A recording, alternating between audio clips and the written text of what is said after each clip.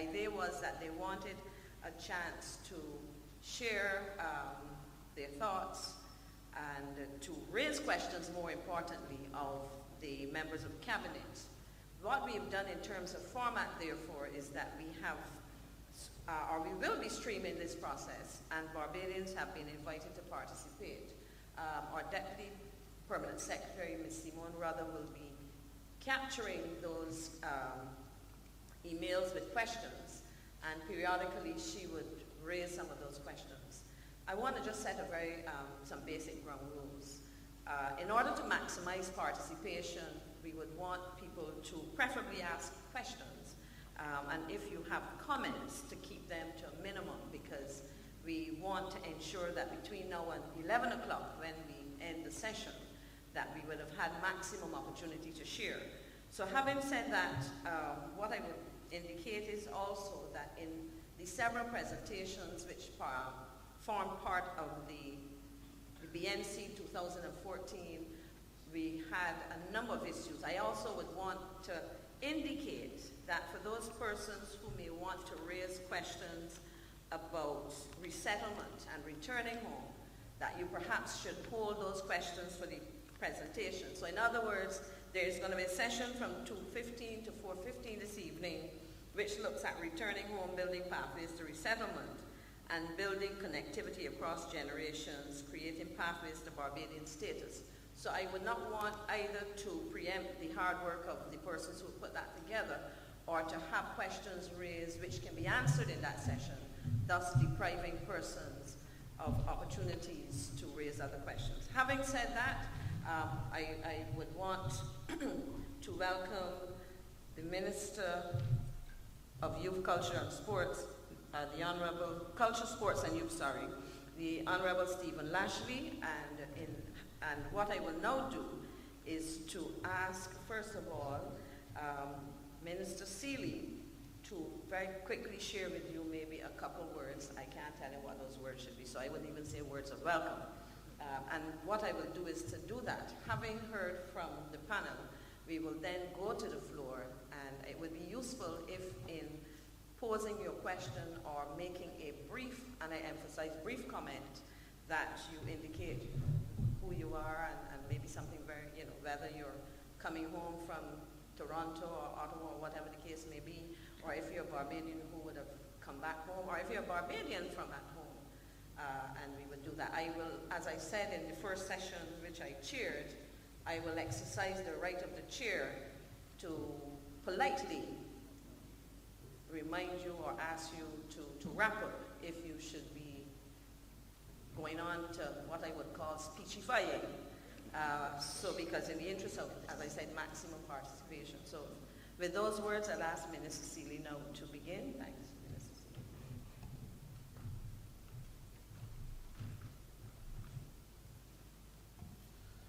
Thank you, Minister McLean, colleague ministers, heads of missions abroad. I see Ambassador Beale, Consul General, Mayors and Consul General Deng. I also see the distinguished Ambassador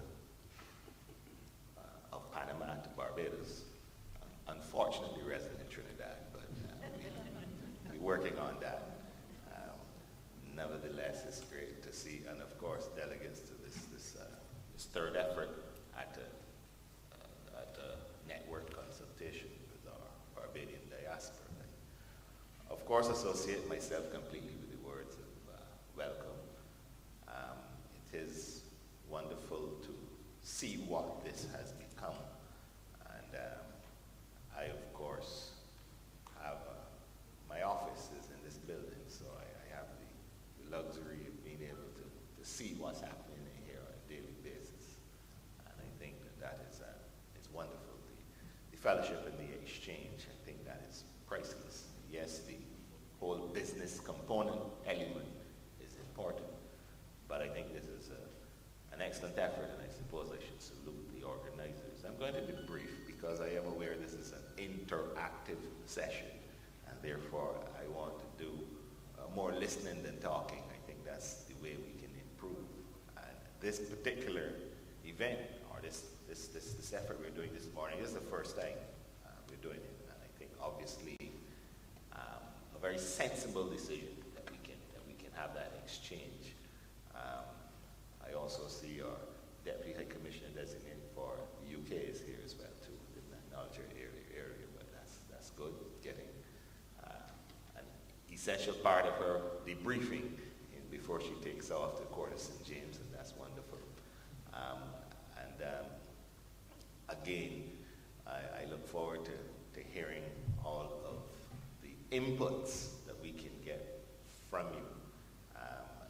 This government recognized that the whole effort, the development effort of Barbados cannot only be restricted to those who are on the rock, as we like to say. And therefore, as we are on the cusp of our 50th anniversary of nationhood, we have to more meaningfully and seriously embrace those in the diaspora. And of course, I speak having had responsibility for the portfolio of tourism for the last 6, actually going 7 years now. And we too have had to change our focus and our approach to the whole concept of even how we define the creature of tourism and what we can do to involve the diaspora in a more meaningful way, not just as potential tourists, but also to assist us to get visitors from our traditional source markets and indeed from our non-traditional source markets. So I look forward to hearing some very useful ideas that are implementable, that we can actually carry forward. As I say, if I had to be selfish for a moment, particularly on my neck of the woods, but certainly anything to enhance our development effort in Barbados. There's an important role for the diaspora to play. They have historically always played an important role, and we think that can be ramped up. So with those words, I look forward to what will be a very useful session this morning. Thank you. Thank you very much, Minister Celia. Now I call on Minister Innes, Minister of Industry, International Business, Commerce and Small Business Development. Thank you very much, and good morning, colleagues, and to all of you. Just to briefly say that I'm happy to be part of this gathering here this morning. We certainly, as a government, recognize the importance of the diaspora, which is certainly growing larger and larger every year in our economic development and social development here at home. I've had the pleasure, of course, of working with many of you over the years, having served in the U.S. and other places, and certainly now as a minister in this portfolio, look forward to deepening that relationship where we can certainly do a couple of things. One, see how we can get more Barbadian products and services in the export market. I certainly believe that the members of the diaspora are very key in helping us in that particular quest, since most of you, all of you, are familiar with what is Barbadian and certainly ought to be able to be our good ambassadors for this country. And that also includes, of course, the international business and financial services sector, which I have some responsibility for, in helping us to promote Barbados as a domicile of choice in such areas. Overall, we certainly appreciate that each Barbadian or descendant of Barbadians, wherever you are in the world, is an asset for this country. And the intention here today is to hear from you as to how you think we can make that work for us, for your benefit and for our benefit, and to certainly identify any of the challenges that you may have had over time interacting and doing business in Barbados in particular. And to me, most importantly, to be able to identify solutions and to hear from you what you think we ought to be doing better than we're currently doing. So I look forward to a very interactive session here this morning with you. Thank you. Thank you very much, Minister Innes. And now I ask Minister Estebaez Suku, Minister of Labor, Social Security and Human Resource Development, to share her thoughts with you initially. Thank you very much, Minister McLean. Good morning, colleagues, ladies and gentlemen. As my colleagues have all said, it is an honor and a privilege of ours to be here to be able to interact with you this morning. This is a new format, and I know that we are all excited to see how this will roll out, and hopefully it will become a feature of future network consultations. I do hope that you have the opportunity to take full advantage of this morning's opportunity here. I am the Minister with responsibility of Labour, Social Security and Human Resource Development. So I'm not sure what to anticipate in terms of questions that may come from you. It's wide and varied. Particularly though, as far as the diaspora is concerned, in the Ministry of Labour, of course, we have responsibility for a number of things, but what I think I would want to engage you on is our external employment program. I think all of you are aware that we do have an external employment program which for several decades now would have seen Barbadians going to Canada and the United States particularly to be involved in a variety of areas of work. Agriculture, non-agriculture, hotels, restaurants, and so on. We also have them on workers on the cruise ships. But we will operate with a very small liaison service. Right now we have 2 offices in Canada and 1 in Miami, and so we rely heavily on information that comes from members of the diaspora to tell us where jobs might be, to make contacts for us, and also to shepherd and look over our workers who go to Canada and to America. And I want to thank members of the diaspora. Some of you here may have been responsible for those particular efforts as well, ensuring that folks settle properly and that any concerns they have. We do have folks out in Alberta, for example, who ensure that persons coming up to the cold are well prepared for the cold weather with coats and that kind of thing. So I want to engage you on opportunities and how we can expand our reach in terms of seeking employment for workers. I also have responsibility for Social Security, which looks at pensions and those things, and some of you may be concerned about that if you are looking to resettle here in Barbados, if you've contributed here at all. Additionally, under Human Resource Development, we have the Human Resource Development Strategy, which essentially speaks to the development of our human capacity as we look to expand our economy and aim to make Barbados more competitive and more productive. In particular, we have responsibility for enhancing research to develop entrepreneurship and innovation, and you would have heard the Prime Minister speak to that. And I'm sure that there are ways that we can engage members of the diaspora in this innovation and entrepreneurship exercise. We are particularly looking at the STEM subjects, science, technology, engineering, and mathematics, and I know we have already engaged members of the diaspora in certain projects in those areas, but if you have any ideas, any suggestions, questions, that's what I'm here for this morning. Feel free to engage us. I look forward to this engagement, and I hope that it is mutually beneficial. Thank you. Thank you very much, Dr. Bayasuku. And before I go to our next speaker, I would want to indicate that this event is being streamed at Barbados Network, that is one word, barbadosnetwork.foreign.gov.bb. So if you want to text or email your relatives overseas or even here, you can tell them they can watch this at barbadosnetwork.foreign.gov.bb, and they can actually send their emails to Barbados Network, that is one word, barbadosnetwork2014@gmail.com. So that is to send emails, barbadosnetwork2014@gmail.com. Okay, thank you very much. We have also to Senator Bayasuku's left, I have to make sure I check the record, Minister Darcy Boyce, Senator, the Honorable Darcy Boyce, who is a minister in the Office of the Prime Minister. Senator Boyce.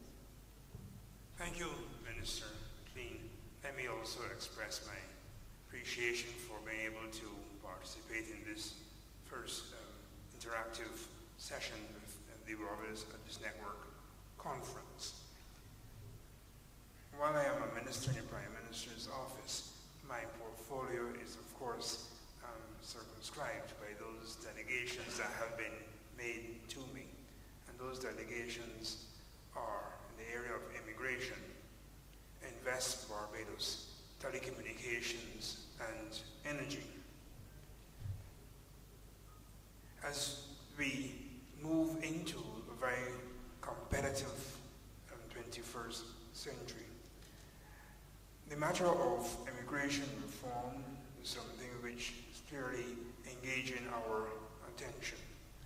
And this is immigration reform in the context of what do we need to ensure that the economy has the capacity and the skills to be able to grow at a rate which satisfies all of us. So this matter of immigration reform, perforce, must deal with the availability of skills, the importation of skills, which are in short supply here, and must recognize the particular role of the diaspora in providing many of those skills, as well as in seeking to resettle in Barbados. And that brings me to part of the role of Invest Barbados, which is to promote Barbados as a domicile for investment, not only to non-Barbadians, but also to Barbadians, and to assist any investor in trying to set up his or her operation in Barbados. In this regard, it seems to me that there must be some opportunities that the diaspora, members of the diaspora, would wish to pursue either on their own in Barbados or in joint venture with Barbadians who are resident here and trying to grow the economy and trying to generate foreign exchange. And thirdly, it seems to me that the promotion of Barbados overseas, as far as Barbados being an investment domicile is concerned, will have to begin to take into account much more than it has hitherto the matter of using the diaspora members to promote Barbados as a desirable jurisdiction. In the same way that we see the members of the diaspora being there to help us promote Barbados as a tourism destination, we need to begin to see Barbadians overseas, friends of Barbados, as there to help us, being there to help us promote Barbados as an investment jurisdiction as well. My remit also goes into telecommunications, and we will talk about that later on if any questions, as well as into energy. And you're all aware of the efforts that we're making to push Barbados towards the green economy, partly by way of the thrust in renewable energy.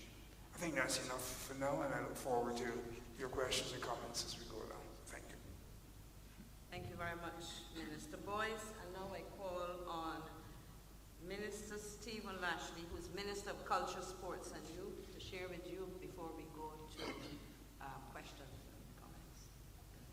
Thank you very much, Minister McLean, and all the other colleague ministers who have spoken. And of course, I want to say how pleased I am to really gaze into the audience and see so many of our native Barbadians who have come to this conference, and of course who have continued to support Barbados from your various countries. And I believe that certainly from my perspective as Minister of Culture, Sports and Youth, we have to become focused and concerned in relation to where the diaspora see themselves in terms of furthering the economic agenda in Barbados. And I believe that narrowing our focus in that regard would help us to understand what has got to be the critical role of the diaspora, particularly over the next 10 years or so. And I believe that we have to be able to not necessarily look at every single area, but to focus our attention on some key areas, and perhaps over the next 10 years, evolve how best the diaspora can be very critical and useful in terms of establishing the growth path of Barbados. We have, over the last three to 4 years, made some tremendous progress and decisions as relate to the cultural industries, and of course in the area of sports. And I would want to interact with you a bit in terms of what has happened since, of course, we have actually put in place a number of critical decisions, one being, of course, the passage of the Culture Industries Development Act in Parliament last year. And that legislation, of course, creates a very important avenue for investment in the cultural industry sector in its broadest sense, including, of course, heritage projects, cultural projects. And that is a very key area that I think the diaspora can be very critical and very focused on. More specifically, of course, we have established, I believe, a name in the international community in relation to our cultural icons, our cultural practitioners. And we believe that that represents a significant area of present and future growth. And I believe that that will be one of the key areas in which the diaspora would have to get involved. Sports as well. We are also very focused on developing the sports industry in Barbados. We have a number of not only emerging but elite athletes and, of course, businesses and other entities that have become very focused in terms of where we can take Barbados forward in the area of sports development.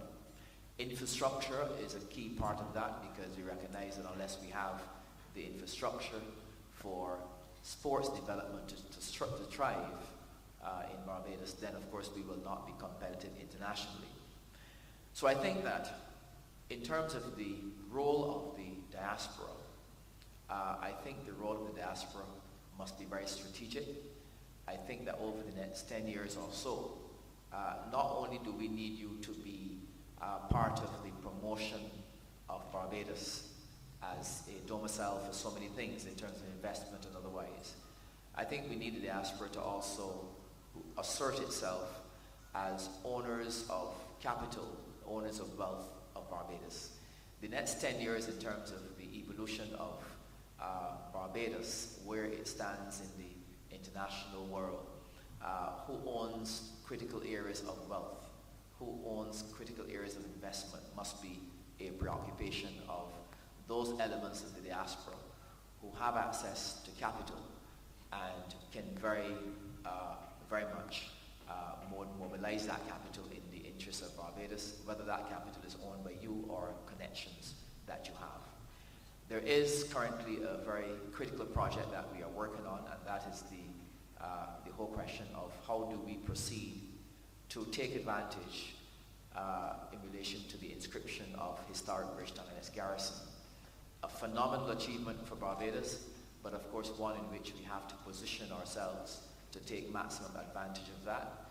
We have established a task force for the restoration of several of our iconic structures and buildings in Barbados. And very shortly we will be launching an initiative, both locally as well as internationally, to help us to restore some of our iconic treasures within, in the first instance, historic Bridgetown and its garrison.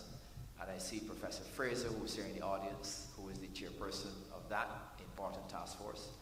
And the role of the diaspora in that will become very, very critical as we seek to mobilize significant resources in that regard.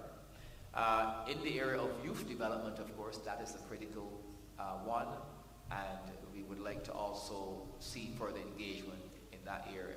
So I look forward to the dialogue, and certainly going forward, the important connections that we can forge ahead with the diaspora. Thank you, and I'm very happy to be here. Thank you very much, Minister Lashley, and we will now have questions, but let me just, again, as I said, I want some ground rules. There are representatives from here, people living in Barbados and those visiting. I am here all the time and I am highly visible and very accessible, so I would want, as a courtesy to those who have come in and who would not have access to me on a day-to-day basis in the same way, to be given the opportunity to raise their questions first. Because, as I said, you can find me, and you do find me, and my telephone number is still listed in the directory, so I am not hiding anywhere. So if we could give those persons a chance first. The floor is now open for questions and brief comments. And as I said, we will have any emails as they come.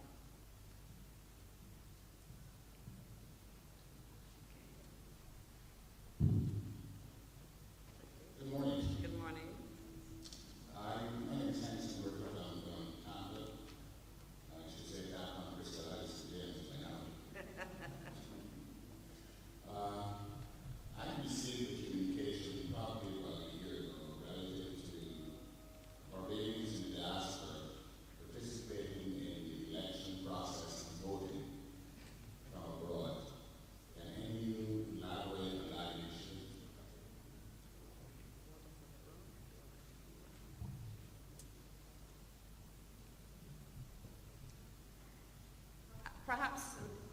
you may want to elaborate a bit. When you say you received communication, could you expand on what it was you received? Yeah, I received an email from Canada, a gentleman named Steve Dodge. More primarily, he was working with a group of folks here in Barbados, and it's my belief from the Barbados government to get that initiative going. So I just wanted to know if there's any progress. I think progress has been made, and he was asked, so this is my support for it, that's why I'm asking. Okay, I understand now. There's a recommendation and an initiative to encourage that, because I wasn't sure. That's why I needed to understand. My understanding is that there are a number of people who have expressed such an interest, but I can tell you that I cannot, let me be very clear, tell you that that is at the moment on the front burner. Persons who work in missions do have the opportunity to vote, and we know the strong interest, but until we really work through the pros and cons, the logistics of doing that, I presume that, well, you gave 2 addresses, so you'll soon be here with me. But at this point in time, I would be dishonest to say that it is, other than it is not being actively considered at this point in time. I know, as I said, that's why I saw the clarification. Thank you very much. I think I saw Ms. Green, yes. Good morning, distinguished ministers and everyone else. I am Rhoda Green. I live in Charleston, South Carolina, and I guess I should introduce myself as the face of Barbados in the Carolinas.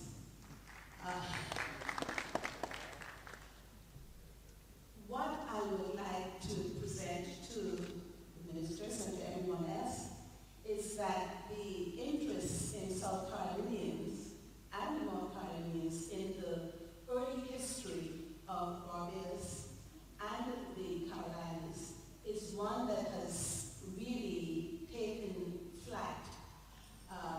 We have been focusing on it for a number of years, over 20 years, but recently, to facilitate the activities and the interaction, I have founded what is called the Barbados and the Carolinas Legacy Foundation. By so doing, we hope to create a vehicle whereby there is very easy facilitation when persons in the Carolinas want to learn and to understand more of the history, that they have this vehicle that they can utilize.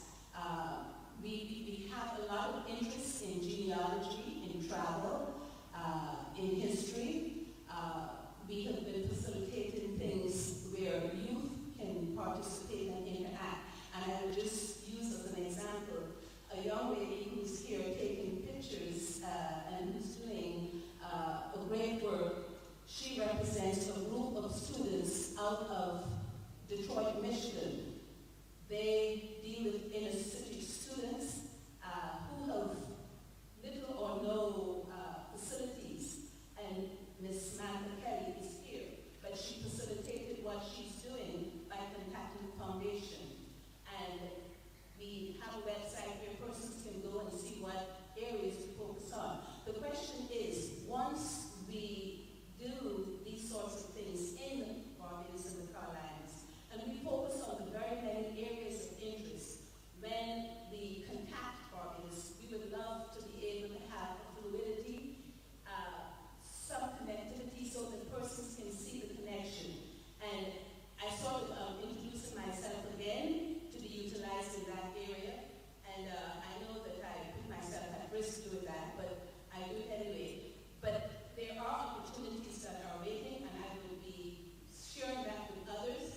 We have made some contacts with early settlers who would love to be reconnected, and I think that all of that bodes well for tourism. So my introduction and what I'm offering is that there is an opportunity that can be utilized through the Barbados and the Carolinas Legacy Foundation, and I will be willing to talk to anyone after, because I know you don't have time to hear me endlessly. Thank you.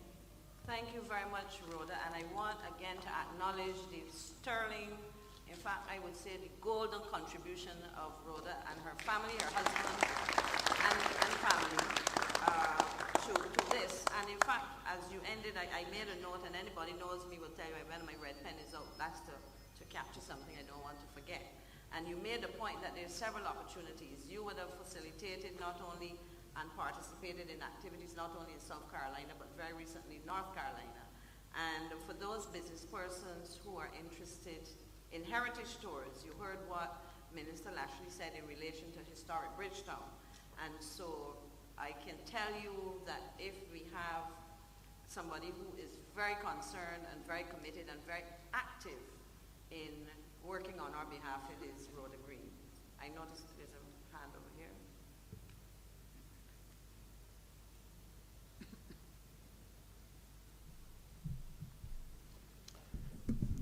Good morning.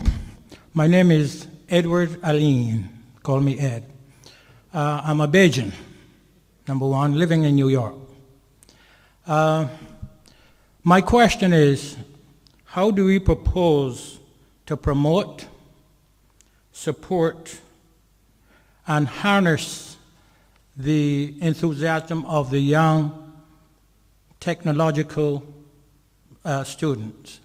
Example, and I keep it simple. When I was a kid, my uncle had electricity when there was no electricity in the area. He had 2 batteries powered by a windmill and a generator. Now we are looking at more sophisticated technology in the area of energy. Yes, we have the solar heating, but I'm sure that with our technological knowledge that there are young people who are investigating moving forward for electricity from this enormous power that we have, the sun and the wind. How do we propose to support the young investigator in this endeavor?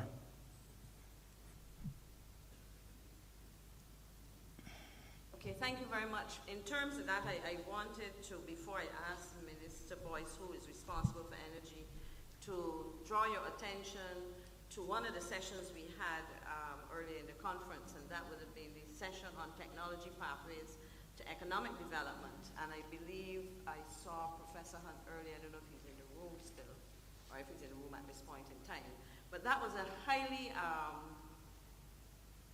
useful, very important in terms of information, sharing not only of ideas, but actions that have been taken. It would have been a panel coordinated by Professor Cardinal Ward. And for those of you who know Professor Cardinal Ward, he is a professor of long-standing and well-recognized at Massachusetts Institute of Technology.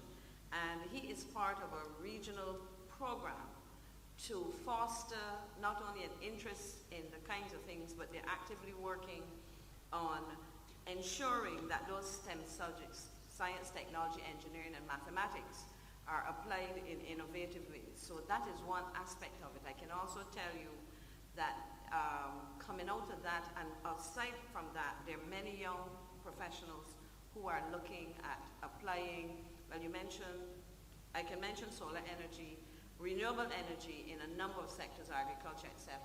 But maybe, Senator Boyce, you may want to add something, but I can assure you that there are some significant efforts. Before I go, coming out of that, and I had asked that the schools, the universities be notified. I'm not sure the response to the session, but that session really demonstrates the commitment of Barbadian scientists and Caribbean scientists in a multiplicity of areas, responding very positively to building that capacity. And I also can very quickly say that I am very much aware and involved in an effort to get, in the first instance, the work of a former Barbadian, a late Barbadian, he's unfortunately passed away, the late Professor Rawle Hollingsworth, one of my UE contemporaries, who has patented successfully at least 60 to 80 patents, and his widow is in the process, with the support of the Barbados Investment and Development Corporation, to commercialize some of those patents. We are also working, and Minister Innes may want to speak to this, with another Barbadian scientist, Dr. Roseanne Bleman-Abangi, who is also looking to set up a company here. So Minister Innes, is there anything you want to say, or Minister Boyce? me just comment on the matter of persons of Barbadian descent in the diaspora who are technologically savvy and how can they contribute to Barbados. I think there are a couple of things I want to raise there. First of all is the general policy of trying to facilitate those persons who wish to come back to Barbados or wish to be able to work in Barbados as well as work in the diaspora. Those persons can generally apply for some kind of status in Barbados. Well, until they're ready to resettle, we've tended to provide them with immigrant status, which allows them to come and work in Barbados and travel as they wish to. If, of course, they are born of Barbadian parents who were born in Barbados, to get the citizenship automatically by descent. If they were not that, then what we've tried to do is facilitate them with immigration status, which allows them to come and work in the country and set up their business or whatever until they're ready, until they make their decision that they want to stay permanently in the country, at which time they can apply for their citizenship. Now, apart from, and then that's really not specific to energy, but it's really recognition that we need to get skilled persons coming into the country and young skilled persons, because we do have an aging population as well. So that's part of what we're looking at in the immigration reform matters I mentioned earlier on. In terms of renewable energy, we have set up a structure in Barbados for incentives for house owners, for businesses to install renewable energy, solar photovoltaics, wind, micro-wind and other wind, and so on. And what we've seen is a number of youngsters who've moved into the field of installing and developing small systems for sale here in Barbados. And some of those youngsters are here all the time. Some have come in from overseas. And we're trying to push that development of young entrepreneurs into the renewable energy field, because we reckon that it can, not apart from Barbados, it can also create opportunities for them in the rest of the Caribbean and even further afield. So those persons, we try to welcome them and find a way to facilitate their coming back to Barbados and working in Barbados until such time as they decide they want to settle here full time. Thank you. Yes, I just quickly add, because it's a two-pronged matter as far as I'm concerned. There are those Barbadians or descendants of Barbadians living abroad who are involved in technology, which is part of the question of how they can assist here. But also say that there are a large number of Barbadians who have the fundamental skills that also need the help getting into the international market as well. So this discussion must not be just about how Barbadians living abroad can contribute back to Barbados, but how Barbadians living abroad can help Barbadians at home get more in the international market. On the first part of those living abroad in technology, etc., let me say to you that you perhaps, I mean it sounds strange, but you're perhaps best suited to remain abroad if you really want to get network with the finance markets, get network with the actual markets itself. What we offer here in Barbados, the opportunities on the patent side with our patent office, intellectual property office in Barbados is part of my ministry. And also the opportunity for your technology to be rolled out from here in Barbados. I say to you that Barbados is the third most networked society in the Western Hemisphere. All of the evidence presented by those who collect such data indicate that in terms of access to ICT, in terms of utilization of ICT, Barbados is number 3 in the Western Hemisphere. I believe second to the US and Canada.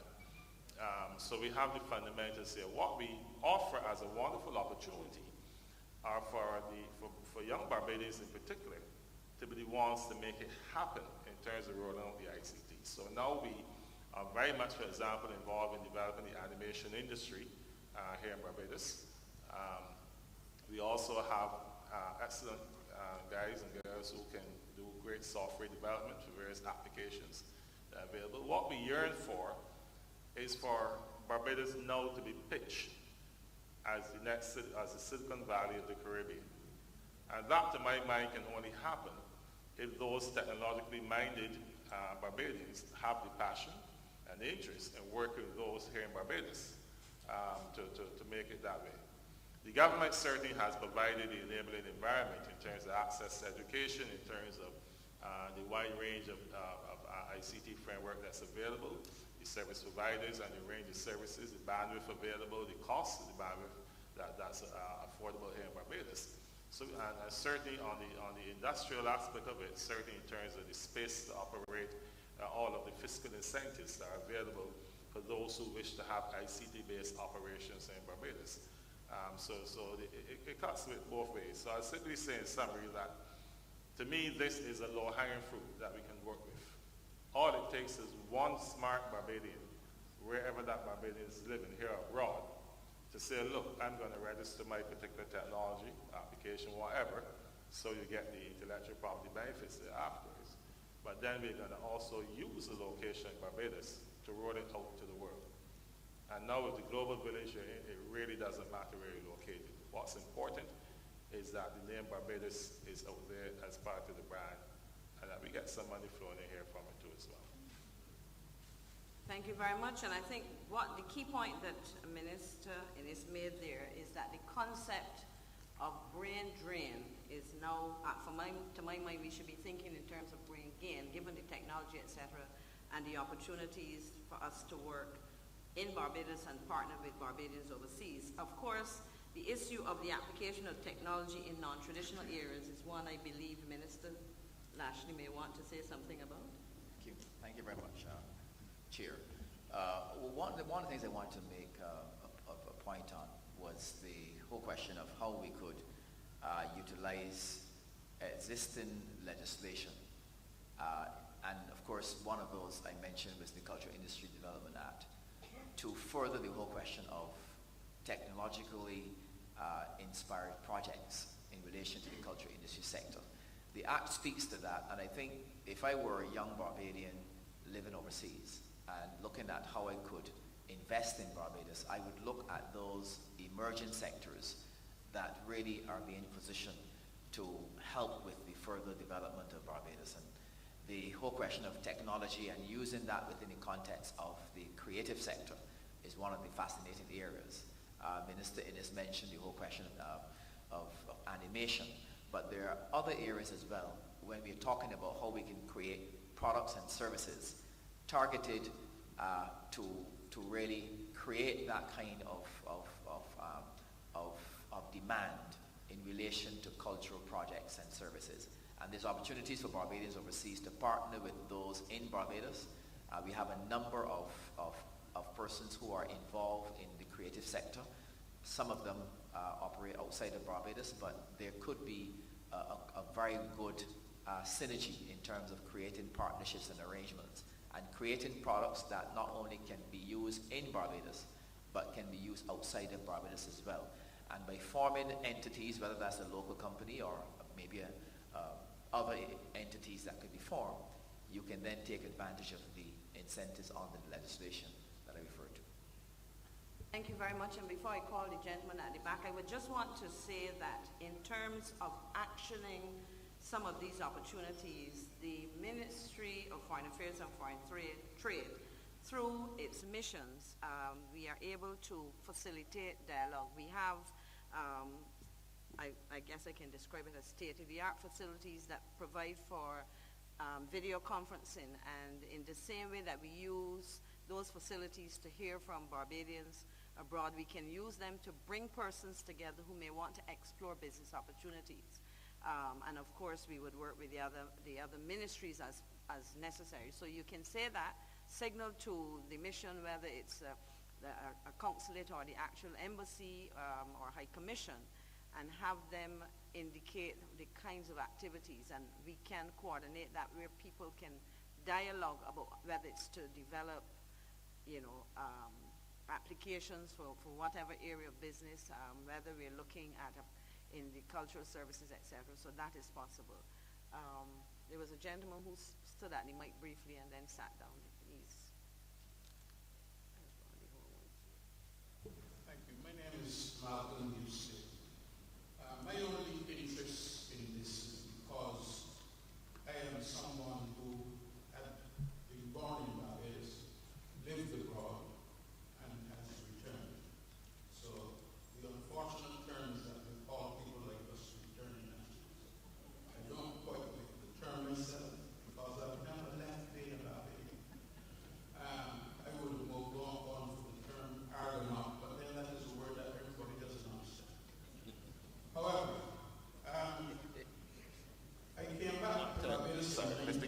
sorry, not to interrupt you, just for the record,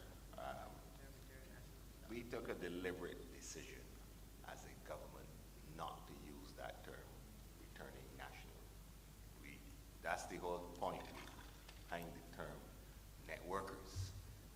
Remember we said we are networking.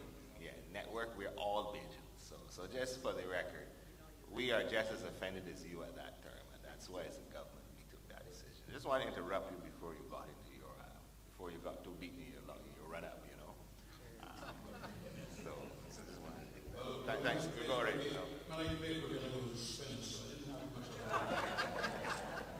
However, in keeping with what the chair has said, I shall be very brief. As I said, I returned in 1993, and I got a little selfish in what I was looking for. I had brought back the car with me from England. And at the time, then the LP government had some proposals in place. The main one, I think, was that once the car was 3 years old or older, you got 40% as a rebate, and that was based on the value of the car, and that determined the amount of tax you paid the customs.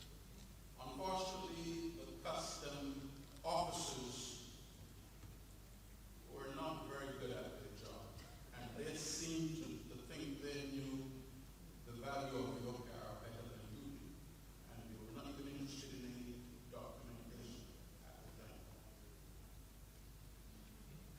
However, some of us protested at that behavior, and I remember 18 of us actually formed 4 committees and then put the matters which concern us to the government of the day.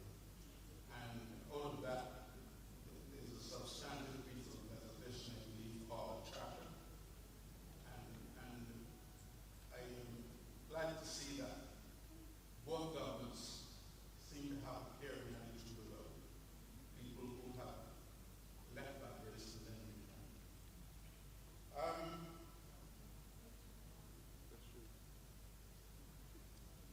I heard a gentleman here on Tuesday said that, and he said he attended all 3 of these diaspora meetings, and he made the point that it seems as though the meetings are starting and ending points all at the same time. Those were more or less his first comment. And since this is my first, I'm a little concerned because he seems to be suggesting that things are said, but they're not followed along. I don't know how true it is. And I would like to hope if you could address that. For example, there are some groups who have formed themselves into various bodies of those people who have lived abroad and are now back. And I wonder what liaison there is between those various Sir, I did indicate very early that I will exercise the role of the chair because we want to have as maximum interaction. So if I could intervene to speak to a couple of things. You spoke of your return in 1993 and what obtained then. I also indicated at the start in my opening comments that given a session which runs from 2:15 to 4:15, titled Returning Home, Building Pathways to Resettlement, and the second in that activity this afternoon, Building Connectivity Across Generations, Creating Pathways to Barbadian Status. We will speak very specifically to those things. I would also very quickly want, as I thank you, to say that in relation to, and welcome you to the first, I presume this is your first because you made reference to others, but to say that in relation to Barbadians who have come home, as part of the planning process, my officers in the Ministry of Foreign Affairs and Foreign Trade would have invited representatives of the organizations in Barbados to come and share their thoughts as to how we would proceed.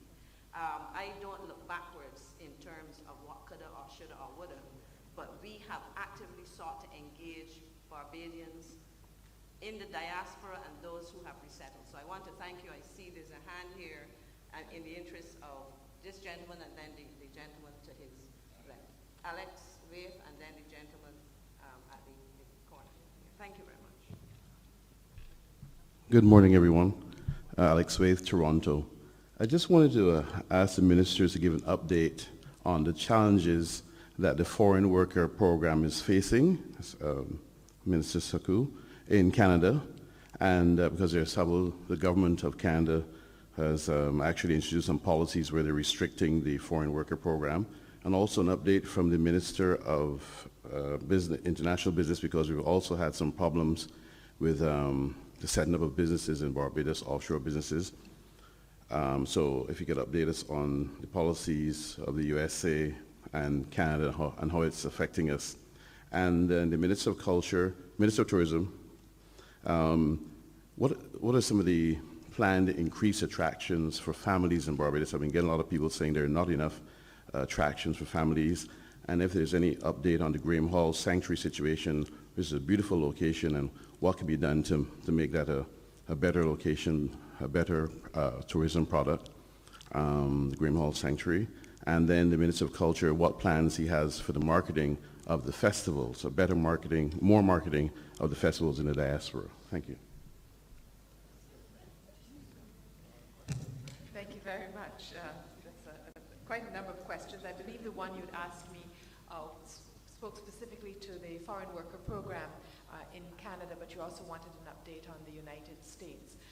Right now, as you are no doubt aware, we do have some challenges with the Canadian program. There are different categories of workers going into Canada.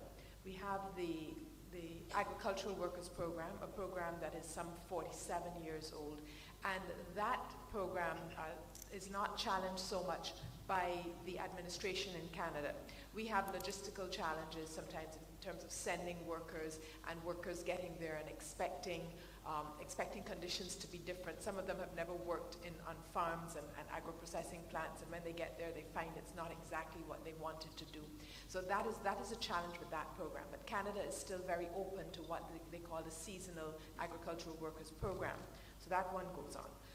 The one that is giving us a challenge right now is what they call the low-skilled program, a name that we don't like, and every year we meet with the authorities and we ask them, please, let's change the name, because that is the program that invites workers to work in hotels, restaurants, and services generally.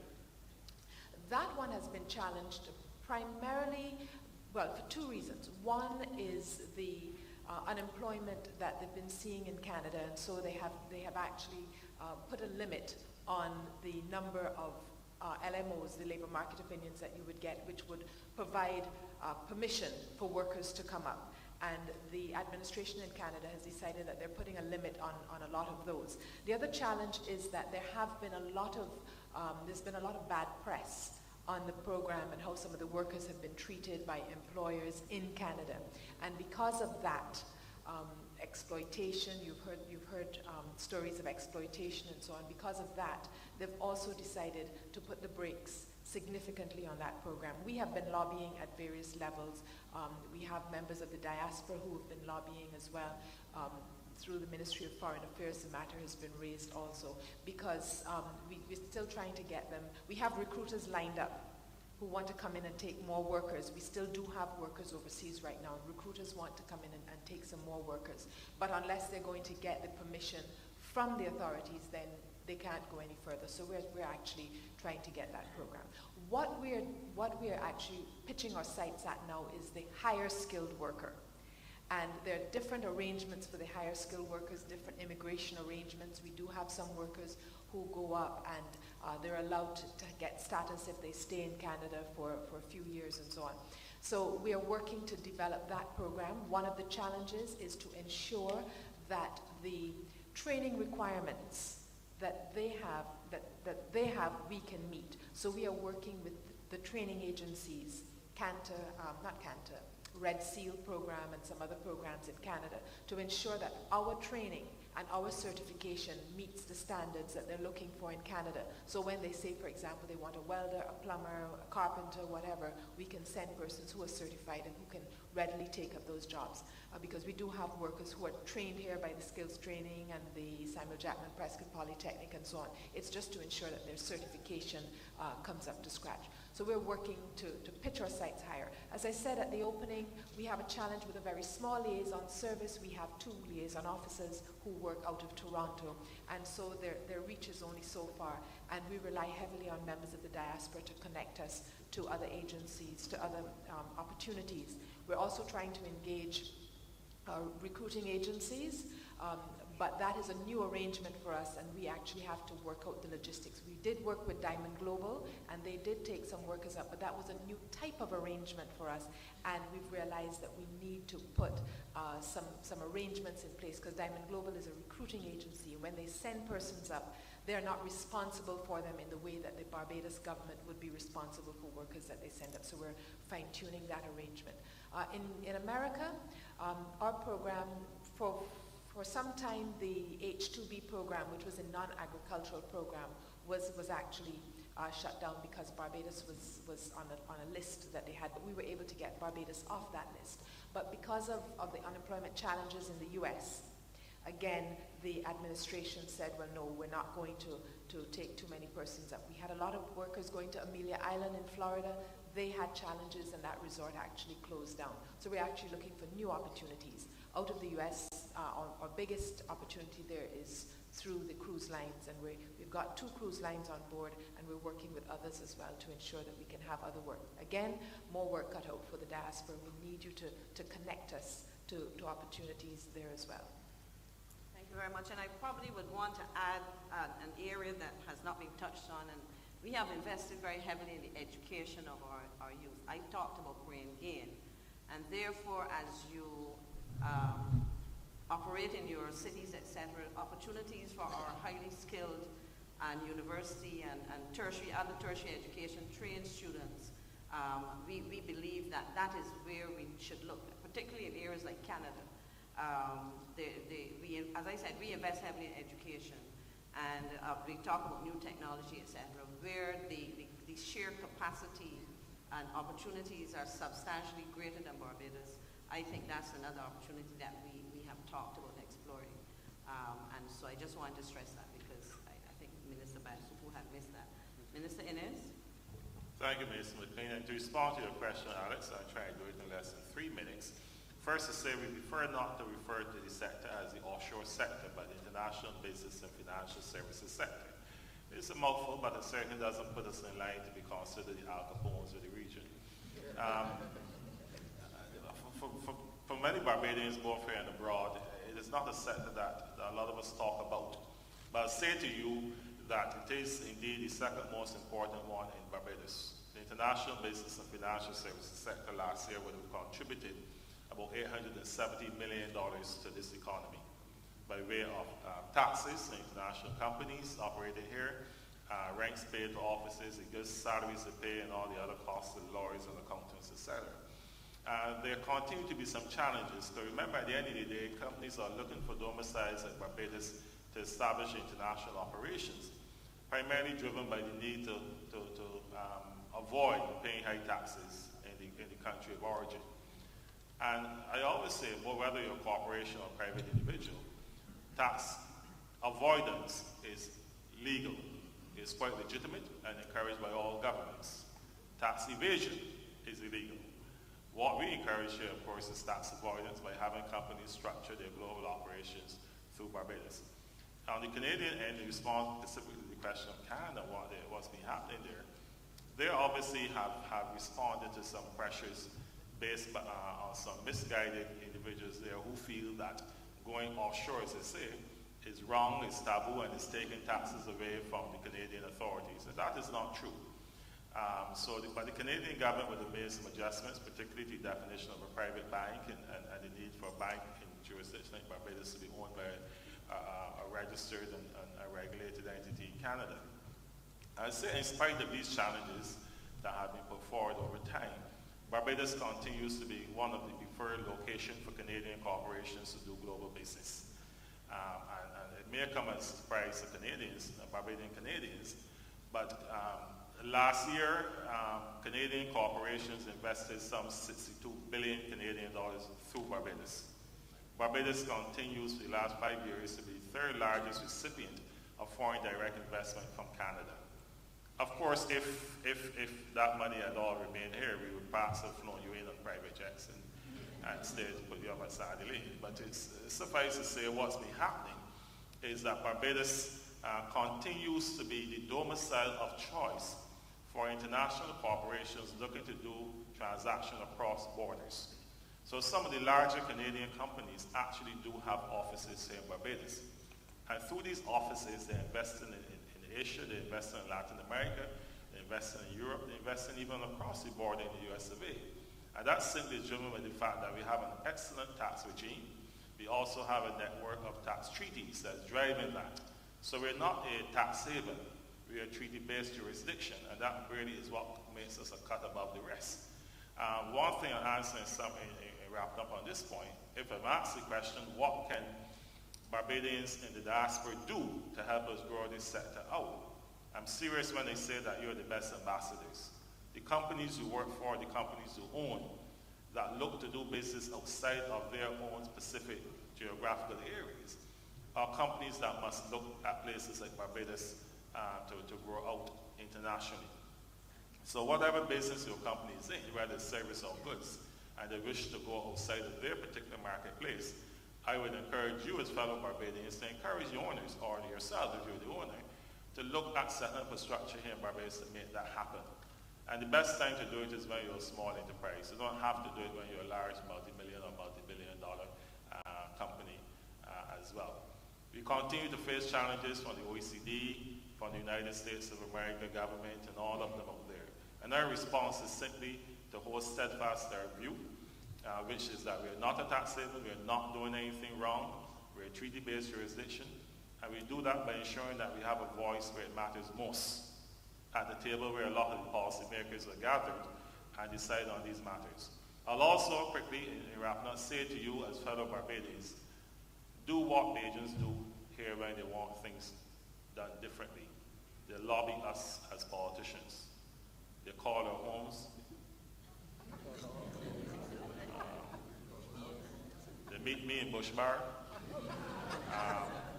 or places I cannot disclose here.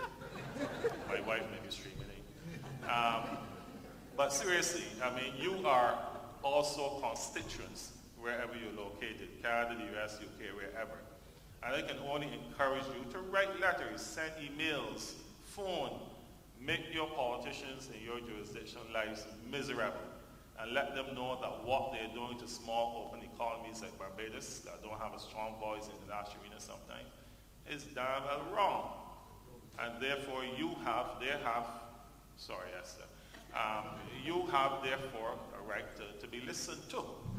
I think that is such a powerful tool that is not well used. And what I will commit as ministry responsible for this sector is to share that information in terms of what Barbados has to offer, how we're doing it and why we're doing it, and what you can do to help with the Ministry of Foreign Affairs so they can disseminate that out to the entire diaspora.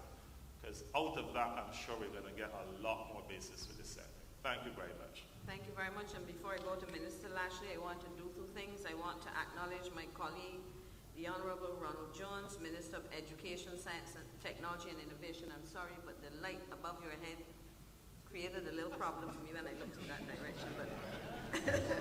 But they told me you have a halo. You're angelic today. And secondly, to let you know that we have persons from the USA, Canada, and Brazil streaming.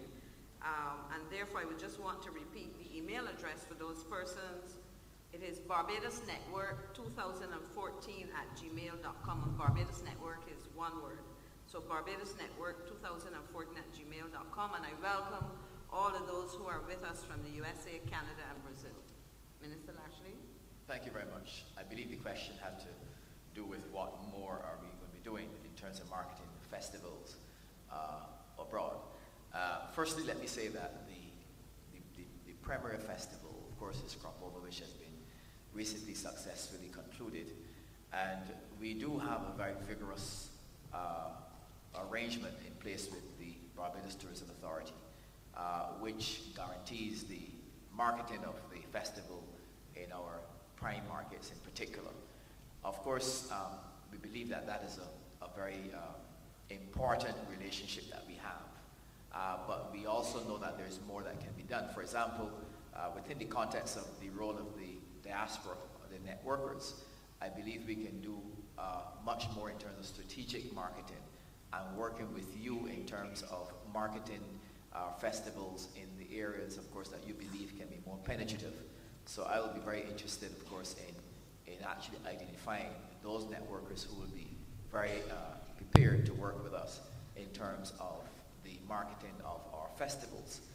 The other thing that we are looking to do in terms of expanding the marketing thrust is to utilize our missions, our embassies and consulates in a more proactive way.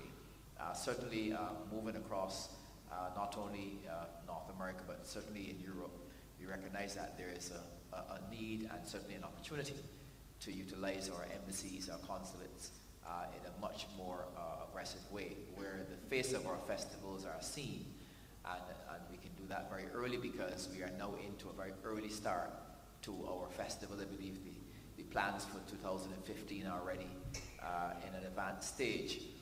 We are also looking at establishing a new festival, the Bridgetown Arts Festival, which is earmarked for launch from March next year. So we'll be doing some marketing for that. The other initiative that the NCF is looking at is we believe that once crop over concludes, particularly in those markets where we have Barbadians and certainly visitors, persons who will be interested in having a package arrangements, packaging of elements of crop over, and having those events actually put on in major venues in your particular locale. That is an area that the NCF is looking at as well, where a taste of crop over, the best of crop over, can be actually be experienced in markets in your particular territories. So while of course we have the arrangement with the BTA, we recognize that there is a room for further expansion, and I believe that the role of networkers, persons in this room and your connections, can help us to further expand that marketing reach as well. Thank you very much, and I would just want quickly to add some specificity to one of the recommendations in relation to the role of missions and the role of, more broadly, the Ministry of Foreign Affairs and Foreign Trade in relation to this. Part of being able to market our festival is to take our performers, musicians, etc., into various jurisdictions. And currently, the implementation unit for the Economic Partnership Agreement Implementation Unit has been tasked with collecting information on the various music festivals across Europe. Before you, sir, there's a gentleman who's waiting. He just gave way to me. No, not him. There's a gentleman before him, before you. So I just don't want you to stand there. Right? So you would be second because the gentleman in the brown, I don't think that's the one who gave way to you, sir. So Mr. De Silva, if you would accommodate. As I said, we want to hear from those persons who are probably visiting, etc. And then there's somebody at the back. But let me go back to what I was saying. We're looking to compile information on those music festivals in order to facilitate our musicians, etc., going there, and in doing so also promoting the festivals. We would have taken, working with the Association of Musical Entrepreneurs, delegation of performers including Plastic Bag, for example, and Ziggy Walcott, who plays pan, very recently to Brazil. And coming out of that, people got to hear not only Calypso and the steel pan, but to hear where we utilize those things. So I just wanted to share those specifics in terms of some things that are actually happening. Gentleman in the, is it brown, gray, whatever. Good morning. My name is Glenn Bancroft, resident in Canada. I'm aware of some skilled workers in Canada who are retired and are interested in coming back to Barbados and can save the government thousands of dollars per month as a result of repairing some equipment that needs to be repaired. However, they have attempted to get in touch with people here and have experienced quite a bit of difficulty in getting responses. One department in particular, and I don't want to really identify any special department, but the Department of the Environment is one in which they could help tremendously. While I have the floor, seeing that the Honorable Boyce is on the platform, and seeing that I've met with him under Dr. McLean in connection with renewable energy, there is a company who is offering to use waste and turn it into energy, and that would facilitate every household in Barbados getting their energy a bit cheaper. And in light of the fact that we have just noticed that the Minister of Education has entered, in connection with the Minister of Education, I personally got to his department a program in connection with developing characters, and that we heard a bit about, but that just fizzled out. I wonder if there could be some directions as to where we go, especially with the people who have the skills and would like to come back here. Thank you. Thank you very much. I think it's Mr. Bancroft. Let me suggest an approach, because this is how I deal with things. Could you can say, I would recommend that you, before you leave here, touch base with two officers out of Canada. There's the Consul General, Mr. Hainsley Ben, and from Ottawa is Ms. Christabel Reese, and feed to them the names and details in terms of what you're offering to them. I will ask them to get it to me immediately, and rather than sending it to a functionary in the first place, I will raise it with my colleagues and we decide on an approach. In other words, I will take responsibility for ensuring that we have that and that we do some response, because if we do that in a coordinated way, we can then bring a better level of structure to the situation. I think before, that means this, you would say anything you want to respond? Okay. But before Mr. At the back, we have Miss, is that in the, there's a gentleman there in blue? It was green first and then blue, and then you. Sorry, I should put it like that, but this, which one? Just let me remind you of my rules. I'm sorry, I might be dictatorial, but this is my experience of years of teaching. I want to hear from those who are visiting first. I can speak to gentlemen and ladies who are here. As I said, no, I just want to do that. So if we could do that, because I am here all the time, you are here all the time. Those who have traveled are not and may not be as easily accessible. So that was my ground rule. So if we could. So are you, yes. And then there was a lady. Good morning, panel. I'm not returning international and also educator, something known as based in New York. I just want to draw your attention to the third and fourth generation Barbadians and their friends who are eager to identify with Barbados. When people ask me where I'm from, the students, I say, I'm from Guyana. And they take out their iPhones and they show me their music. And by extension, you go to Eastern Park where to walk along. All along the side of it are people, young people, who dress up in costumes made from our flags. And elsewhere, my question is, how do we use the expertise, Mr. Minister of Culture, that you have to help the third and fourth generation Barbadians up there to organize themselves in a way that they can be more visible on Eastern Park here and elsewhere? I know the idea of having a ban Eastern Park has been mooted, but my suspicion is that the capacity of the organizational skills are here in your ministry rather than not here. Have you ever considered organizing that generation? Thank you very much. I know that in the past, working collaboratively through the National Culture Foundation, and of course, certain contacts in New York, a number of initiatives have been tried in terms of trying to better organize, particularly the events involving Barbadian nationals and Labor Day celebrations.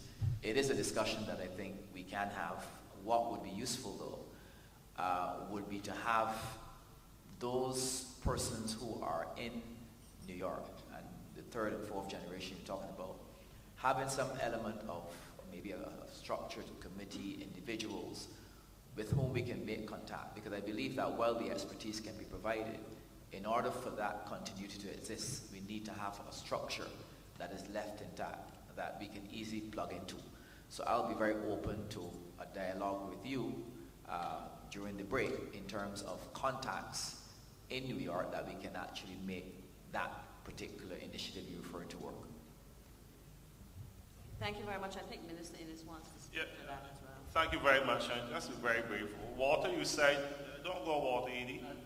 But you said third and fourth generation Barbadians. I think we need, certainly from our end here, also to know who they are. But I beg the question, to what extent are Barbadians abroad doing enough to ensure that there's a continuity of what is Barbadian within their own families? And you know, if you live, and I lived in New York City, my kids are born in New York, but if at home we don't occasionally slip into Barbadian dialect, if we don't tell them about Barrow, well, let's be politically neutral, Grantley Adams as well. If we don't tell them about their independence and what our foreparents fought for, and if we don't have the cultural nuances, the little things, if we don't teach our kids good Barbadian manners like saying good morning when they wake up in the mornings, whoever in the house, if we don't teach them what it means to be Barbadian, then they will just be kids who happen to have had grandparents born in Barbados.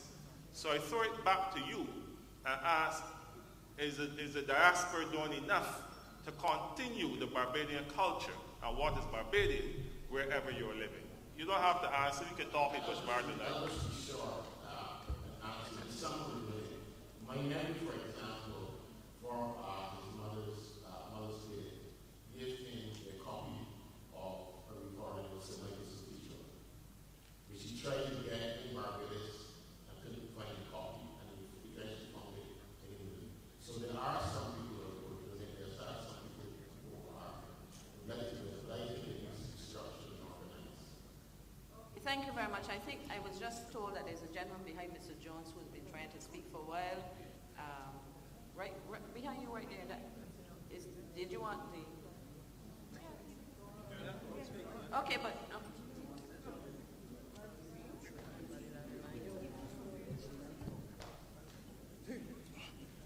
Well, I'm here, so let me, and I would answer the question in... Sorry, don't answer that question. I was going to say... Okay. No, but hold on. I don't want you to answer the question Minister Innes raised, because that is a long discussion. We have a couple other Barbadians who come home who don't have access to me. So I just kind of, so go ahead. I'm not answering the question. What I'm saying, I'm giving a solution. I am 71 years old. I want people to understand this. I am 71 years old. I spent 20 years, my first 20 years, in Barbados. I spent the next 31 years in England. From 1994 to today, I'm back in Barbados. And I'm planning to leave Barbados as a migrant in 2006, possibly never to return to Barbados. It's very important that we understand that. But all that will be made known. I have 7 children, 10 grandchildren. They were born in England. So what I said about answering the question, it is my duty to let my children know what Barbados is about. Okay. Now, my question, and I want people here to appreciate something. Elsie Edwards, could you stand 1 minute, please? This young woman here is one of 4 persons who came here in 1992. And we had the first meeting of nationals who wanted to return to Barbados or who were here and having difficulty. 1992. I'm getting there. Yes. No, I'm sorry, but I want you to be very brief because I'm brief. No, I'm being. No, I just want, please do, because I actually broke my rule in the sense that we have some others. So please go ahead. What I'm saying, I don't want people to go away from here not appreciation. This is a historic occasion. It's the first time that I have had an opportunity to share with the ministers of government. Over the last 3 months, I have put a proposal to government. I had meetings with the ministry, not the Minister of Foreign Affairs, the Ministry of Culture, the Ministry of Tourism, the Ministry of Health. I'm waiting for a meeting with the Ministry of Culture. The project is a healing project for the Caribbean. All the pain that we have experienced in sharing over the last couple of days. And I want to know if the Ministry of Culture and the others are taking the project seriously. And this is the reason why it should be taken serious. I close with this, madam. This is 180 years since the end of slavery. 130 years since the division of Africa. 100 years since the First World War. 100 years since Marcus Garvey launched the UNIA. And 100 years. Over those years, millions of our people have suffered. Mr. Laria, I am sorry okay, thank you. to interrupt. Thank you. Let me just say, just a second, sir. There's a lady here, Ms. Bispham, who would speak next. I just want to say you've indicated that it's a healing project. You said they've sent it to the ministries, and therefore I would ask my colleagues to ask the officials to get that document to them and so they can consider it. Ms. Bispham, you have the floor. Good morning, I'm Janice Bispham, immediate past chairperson of the National Association of Barbados Organizations and vice president of Beijing Forever out of South Florida. My question is, has plans been finalized regarding BNC 2016? And the reason for my question is, just to bring to the minister's attention that in liaison with the associations in the United States, many of us are planning on traveling home for Independence 2016. NABO in itself is moving our summer conference from July to November in order to come home. So I'm imploring the ministry to think carefully about having the BNC in November that year. Thank you. Thank you very much, and a very quick answer before you go, sir. There's a young lady. We've had one lady. You wanted to make, or you defer to him? Okay. Let me respond very quickly. No, we have not finalized plans.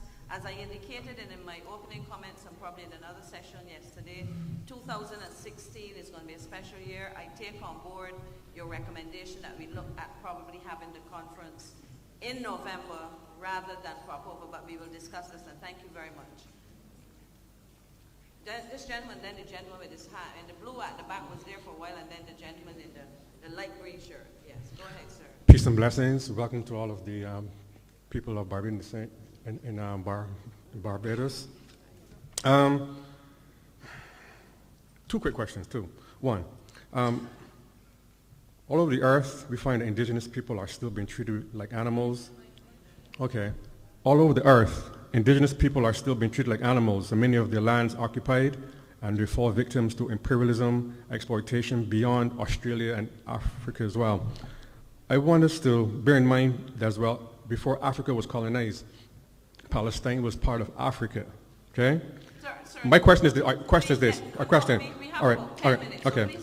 When will the Barbados government stop remaining neutral or silent in times of great moral conflict? That's the first question, quick one, okay? Secondly, we find that the next question is, what training will be put in place for government officials to overcome the corruptible animal within the self, to raise the indwelling God consciousness, so that when we interact with Africans and Africans in the diaspora, we will interact with them with ancient traditional African models with moral virtues and principles such as justice, because we need this in order to assist us in local and global reparations and the healing of the slave mind and the healing of the sicknesses that accompanies the slave mind. And I say this here because of this. Our ancient tradition, going back 10,500 years with the Sphinx. Sir, as a child of the African diaspora, as a minister responsible for those questions, that's pretty complex. Right. And I would prefer to take, so we, as I said, we are supposed to wrap up at 11. Okay, lastly, So we do need to be healed though. To you, and you in Barbados, you can find me anytime, sir. But, Thank you Minister, I've tried to contact you many times, and another minister on the panel. No. Right? Well, we will discuss. I said you can find me. So the gentleman in the blue shirt. And if you would send me in writing, I can respond to you in writing, please. Thank you, Minister. Sir, because you said you have, I've never seen any correspondence from you in relation to that. Go ahead, sir. Okay, my name is Paul Brown, born in the UK, here in Somalia, and I come here for a small business here occasionally. My children would be considered third generation, hopefully I'll have fourth generation Barbadian. The question common is that in the school system, particularly in the primary school system in the UK, they're beginning to engage with the issue of slavery and teaching to the young people. I was wondering if anything had been done to put more of our story into the primary school system in the UK. For example, our achievements, things we've developed, now the incredible sporting heritage, cultural heritage. Because not only would it help our young people to feel more connected, and of course my kids also have Jamaican heritage, which sometimes confuses the third and fourth generation, but also young Britons increasingly feel that they're part of a multicultural environment, and they would flock here too if certain things were put into the schools. As a long-time school government, they're open to that, so it's just a question and comment. Thank you. So the question is whether we're putting information into British schools. Yes. Well, right now I am getting a signal from the Minister of Education that is not the case. My recommendation as to an approach, and I would have spoken to a couple persons here and otherwise, that people who are in the business of teaching here in Barbados have the time, the skills, and capacity to develop teaching materials. They can identify schools, parents, and teachers. And again, it is something I will signal to those who represent us in the UK and the other aspects of our diaspora to look at how we can discuss that. In the same way that I recommended that we can dialogue, I think is an excellent issue. It is one that has been talked about, not so much from the perspective of, as you've seen it, but that is an interesting opportunity which I think we should explore. Thank you very much. Okay. The gentleman here and then the young lady from the Carolinas here. Good morning, my name is Nigel Clark from Montreal. One of the questions that Alex asked the Minister Seeley about the development of the Grim Hall project, I think we didn't get a chance to hear from him. But the Ministry of Tourism, what have we plan on doing for families? I met some families over the past, when it was here for the winter, and they said there was a third generation coming to Barbados from Canada. I noticed they have young kids and don't have any activities for their kids. And I would like to know from the Minister if there's any activities or any project in place for families, couples with kids under the age of 16. Thank you. Thank you very much, Minister. Seeley, would you want quickly to comment on that before we go? Yes, very quickly. With respect to the Grim Hall issue, it is true that Alex raised it. Of course, the Grim Hall swamp is one of only two natural wetlands that we have on the island, and in fact, it's the more significant of the two. And we would want, obviously, to have it as a protected area, almost a national park. It is a subject of of a legal dispute, because it is, of course, privately owned. I guess it's no secret. But the intention is to have that matter resolved, and that those wetlands will form part of a protected national park. Interesting, you would think that it may be something the Ministry of Environment would have in hand. Right now, the Attorney General's chambers is more busy with that issue than anyone else. So deep are the legal issues, so we hope that that can be resolved. With respect to the activities for families and couples and those that visit from abroad, yes, we are aware that the tendency of Barbados has been to appeal to the older demographic, a pure leisure destination in the pure sense of the word, but we have done a lot to try to change that with respect to developing the niches. The sports tourism niche is quite active in Barbados. Over 60 disciplines of sports are practiced here that are affiliated in the national bodies, and the sports tourism fusion has worked extremely well for us, and we think we have only just begun. Traditionally, cricket, golf, field hockey, masters football, etc. has worked well, but we are now talking to some of the other sporting disciplines. So the sports tourism fusion, I think, is huge, and its connection with community tourism, and obviously that would appeal naturally to a younger demographic. I also think that this decision to, in essence, make Barbados the motorsports mecca of the Caribbean, and probably even further afield with the development of the Bushy Park facility, will take sports tourism to another level altogether. So we are doing what we are doing with respect to that niche. The festivals, that was spoken to earlier by the Minister of Culture, and that too, beyond Crop Over, of course, we have a legitimate gospel festival, we have a very popular reggae festival, we have the Holders season, and of course the one that we are particularly proud of in tourism, and that is what we're doing with the culinary niche and Barbados Food, Wine and Rum Festival.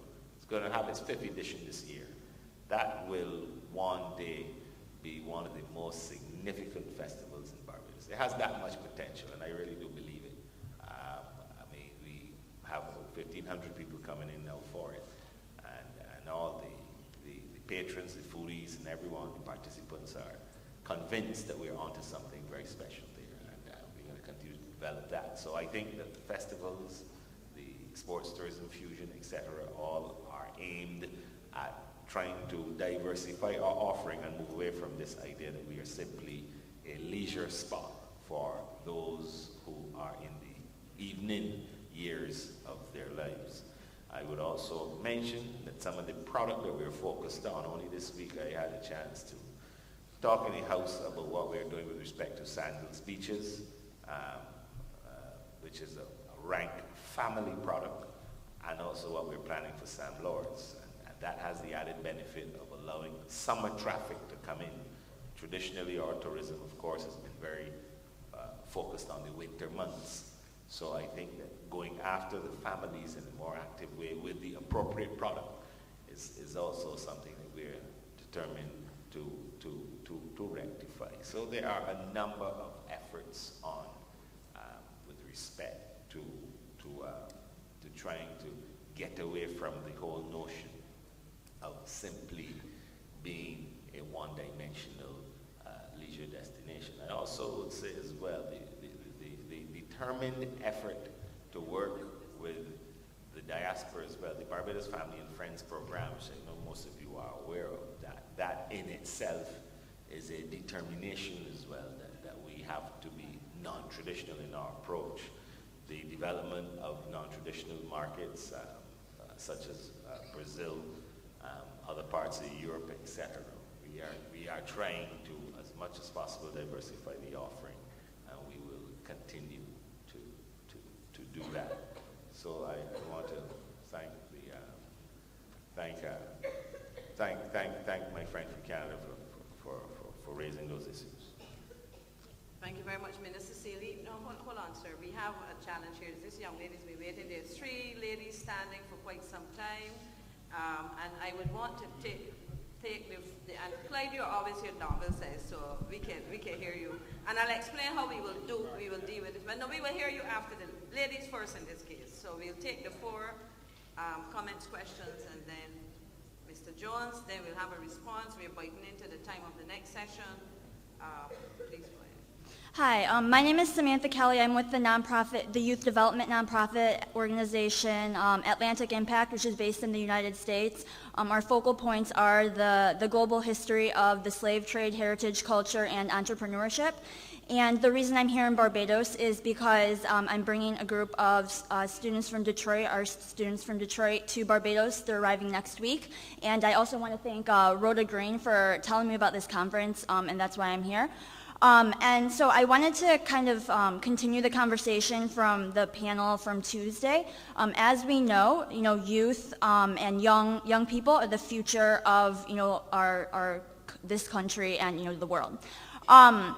And I just wanted to make you aware of a couple of global organizations called Birthright Israel and Birthright Armenia, which I encourage you to look up. The purpose of these organizations is really to bring a global diaspora, or the diaspora of their respective countries to their own countries.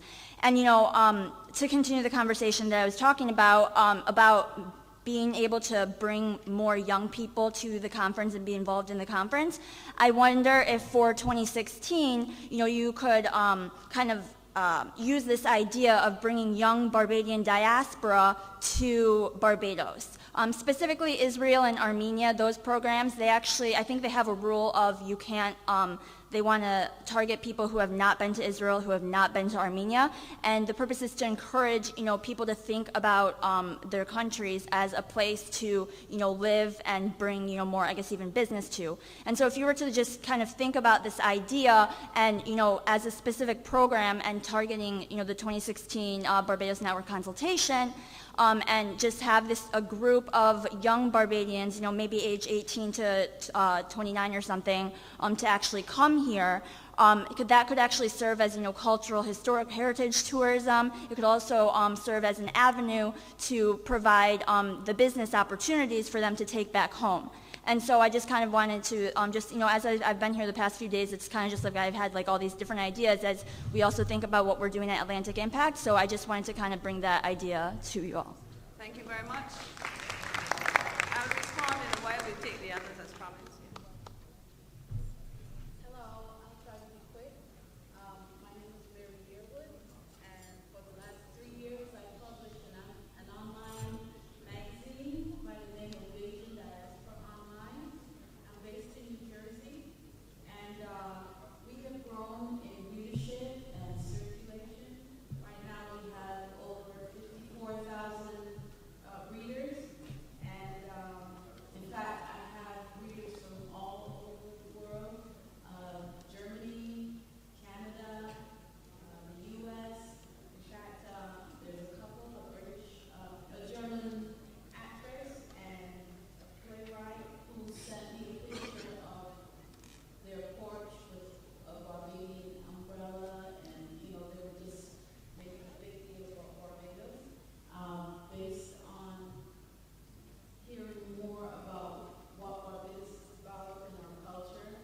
And my question to you is, for the more mature Barbadian that lives in the diaspora, we have had several discussions where people express an interest, people who are professionals with certain skills that would be helpful to Barbadians here in Barbados. For example, teachers, biologists, business professionals, etc.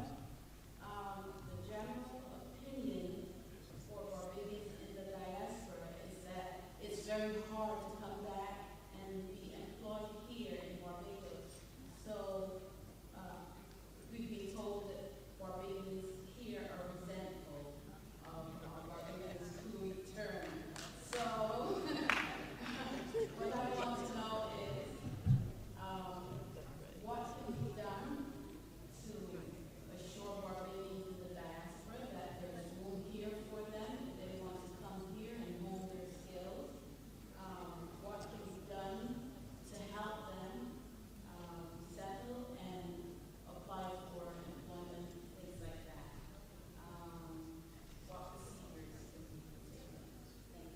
very much. The next lady in the queue.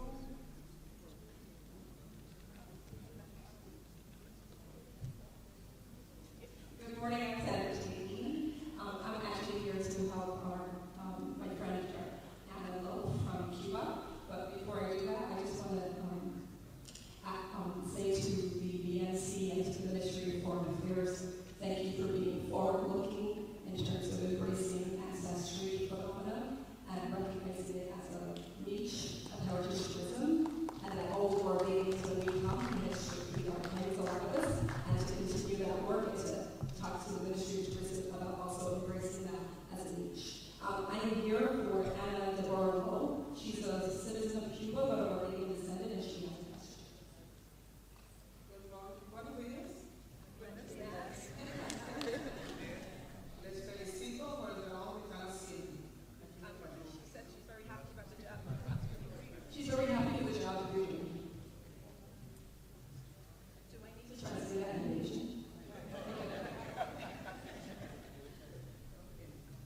Quisiera preguntar, She wants to ask a question. ¿qué posibilidad hay en la comunicación con Cuba? What possibility is it to talk about communicating with Cuba about flying back and forth? Because to come here is very expensive from Cuba. Ahora mismo yo tuve que pagar en avión 1,300 pesos. Because right now, to come to Cuba, she has to pay something like $1,300.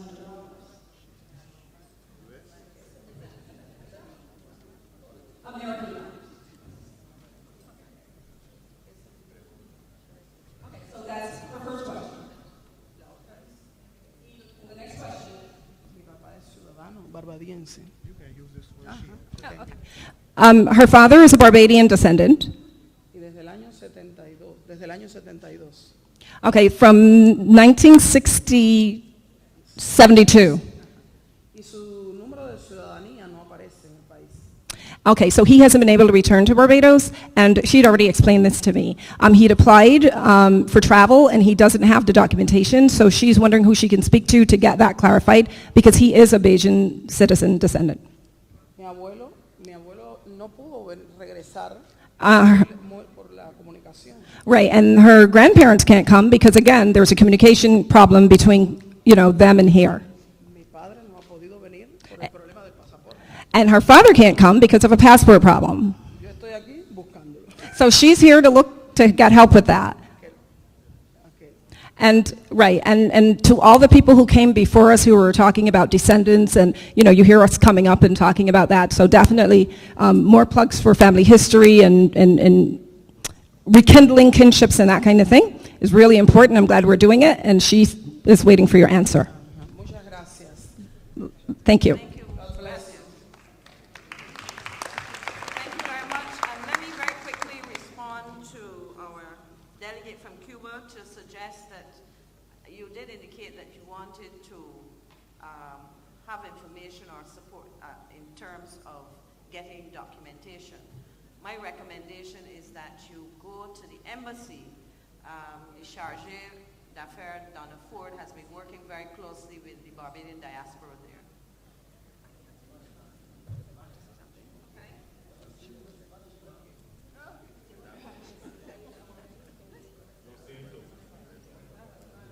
And so we, as I said, we have a program so we can do that.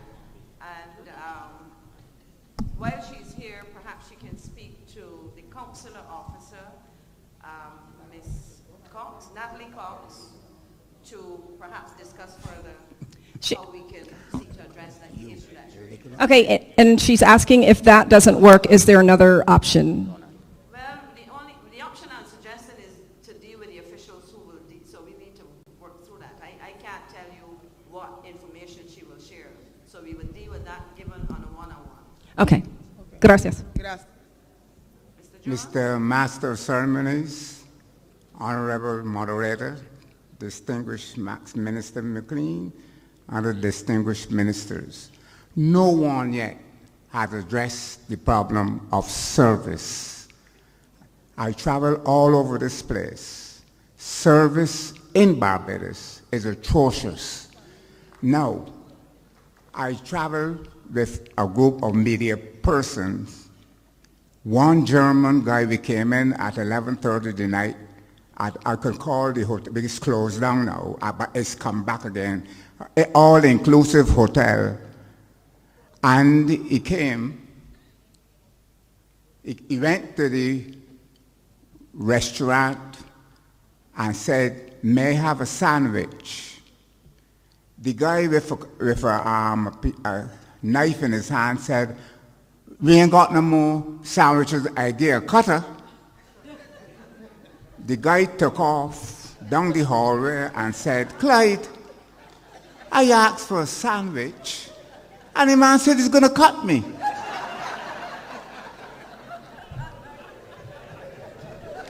I went, look, I am no comedian. This is a fact. I went to the waiter and I said, "Why would you tell the guy is a German? He doesn't know anything about a ham cutter or cheese cutter. Why you tell him?" He said, "Well, I saw him running down the hallway. I thought he was going for money to come back." I said, "The man was running from you because you said he wants a cutter. You can give him a cutter." Right. Now, I have to tell you have to explain to these persons what a cutter means, or the restaurant people and so on. Now, only 2 days ago, upstairs in a restaurant, upstairs we went for lunch. You all know who those persons are. These are all, every person in this room, they're all distinguished persons. You're going for lunch, and they give you those things you fold over, you call it in a doggy bag. To eat at a table. We accustomed eating with a plate, knife and fork or something like that. A restaurant upstairs. And then when I asked for fish, I said, "May I have a piece of lemon, lime, or tartar sauce?" "Oh, we ain't got none." All over Barbados, you don't have a piece of lime to serve with fish, and this is a restaurant that you're hosting here, a distinguished person from all over. It is ridiculous, and people take that lightly. And all due respect to you ministers, you all travel all over the world and know what service is all about, and come back home and settle for mediocrity. Not good enough. Okay, sir, I think you've made a very critical point. I see people assembling for the next session. We do have a serious problem, and I endorse that in service. And if we do not address it, we will find ourselves not being able to compete in so many areas. It is a problem. It is Thank you. acknowledged. We have not been sitting down and doing nothing. But I think you also, there was a discussion, it was yesterday, a National Tourism Post program, which is going to work along with some other initiatives. But what I will say before I move on, because as I said, we have gone beyond the time. It is incumbent on us, I do it so I can tell you, to point out, not in a way to embarrass anybody, even though it's embarrassing to receive that service, to point out when people do wrong in terms of how they should have. You just call them quietly aside sometimes, you know, and do that. And it is something that I've done. People may not like it. They may think I am out of place, but I think, as I say to my staff, I say to my friends, I say to my son, if I'm not part of the solution, I am part of the problem. Thank you very much for highlighting that. Thank you. Minister Thank you. Kevin wants to respond quickly before I start to wrap up. Thanks, Madam Chair. Well, I think this is the right audience to make this point. A question was asked earlier, how can we network with our third and fourth generation? And I think that one of the best ways you can do that is to buy a piece of the rock. Because, you know, once you have property, your children will ensure that they stick close to you. And that is why, as Minister of Housing, I will proffer to you that one of the offerings that we can offer you at the present moment, we can offer you an opportunity where you can network with each other and timeshare. We have 2 locations where we can offer you at the present moment, and that is the Grotto, which is on the south coast. And we also have some very prestigious lots in Deanstown where you all can come together, network, buy the land, build properties, and develop a time-sharing opportunity where while you are working in your country, your investment can be working for you. So I'm offering this, and this is something that you can think about, because as I said, since 1999, to those in New York, and I've said to those in London, never had the opportunity to say to you in Canada or Cuba, this is an opportunity for you now to come together, network, buy some property while you are still working, and at least introduce it to your children to come get a vacation, appreciate what they have, and have a connection to their country. Thank you. Thank you very much. And on that note, we will come to wrap up. And let me say quickly, we had a question raised in relation to international business via the internet, and Minister Innes will communicate directly given the nature of the question. In fact, I would also ask him to provide the information, because I would want to suggest to those persons who did not have an opportunity to raise their questions, they can write their questions or comments and provide to any official of the Ministry of Foreign Affairs and Foreign Trade. We will seek to have clear responses and communicate directly with you if you provide an email address, but we would also prepare responses to put on our website, because I think in that way we can continue the dialogue and the interaction. I want to thank my panel. I don't have time to ask all of them to make a comment, and as I will exercise the right of the chair to wrap up, I want to thank all of you.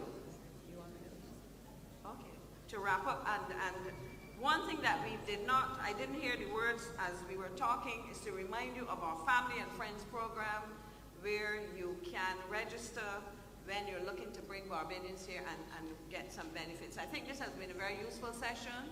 I thank you for your participation, and I look forward to receiving your comments.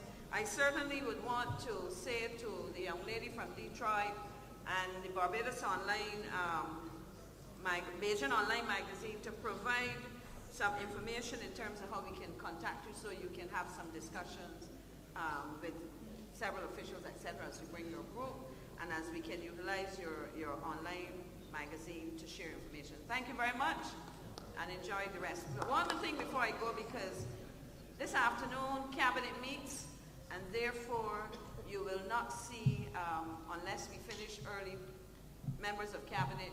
I will be here for the next session, so I would want to also take this opportunity to say that Cabinet, those who have been able to make it here today, and the Prime Minister certainly would have been very happy to have opened the conference. He wanted to be here this morning. But we thank you very much. I've taken on board the suggestion of the possibility of the change of date for the special 50th anniversary conference 2016. And I want you to publicize this and encourage more people to be here. Thank you very much. And let us thank the members of the Cabinet for being here. Please by a round of applause. Just a quick announcement as you're going out regarding the sessions that follow. They are going to be held simultaneously, the one on the hospice and the Coming Your Way parallel sessions being held in this room and in the room behind it, which is now cornered off but will be opened. And you're invited to be present. Heads of missions, heads of departments, organizations, and other interested persons, you're invited to join those sessions. And in particular, the Coming Your Way parallel session. Thank you.